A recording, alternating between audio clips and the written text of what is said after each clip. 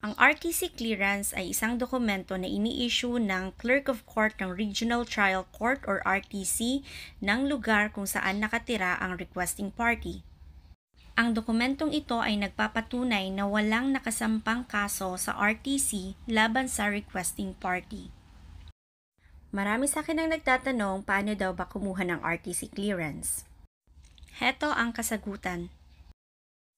Una ay dapat pumunta ang requesting party sa Office of the Clerk of Court or OCC ng Regional Trial Court na may sakop sa lugar kung saan siya nakatira. Ikalawa ay ipresenta sa OCC ang mga requirements for RTC clearance. Narito ang mga requirements para sa pagkuha ng RTC clearance. Una ay ang barangay clearance na inisyu ng kapitan ng inyong barangay. Ang dokumentong ito ay nagpapatunay na kayo ay clear or kaya walang bad record sa barangay. Narito ang mga hakbang upang kayo ay makakuha ng barangay clearance.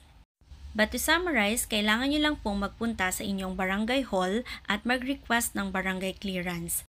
Tandaan na kailangan nyo ng personal appearance sa barangay hall dahil kailangan nyong pumirma o maglagay ng thumb mark sa clearance. Mayroon rin kayong babayaran na barangay clearance fee. Ang sunod na requirement ay cedula o community tax certificate. Maaari kayong makakuha nito sa inyong barangay, municipal or city hall ng inyong lugar. Ang sunod na requirement ay documentary stamp. Available ito sa mismong Office of the Clerk of Court. Pwede rin kayo nitong kumuha at magbayad sa BIR or Bureau of Internal Revenue. Ang panghuling requirement ay ang pagbayad ng clearance fee. Dito sa RTC Naga, ang clearance fee ay 60 pesos lamang.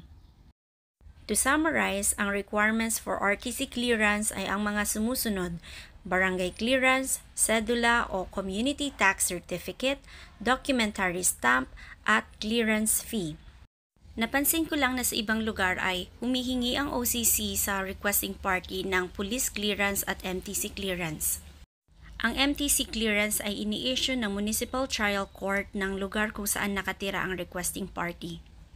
Upang hindi na kayo pabalik-balik pa sa RTC OCC, mas maiging ihanda nyo na lahat ng requirements na aking nabanggit. Please like and follow Batas Pilipinas on Facebook and subscribe to our YouTube channel for more videos. Thanks for watching!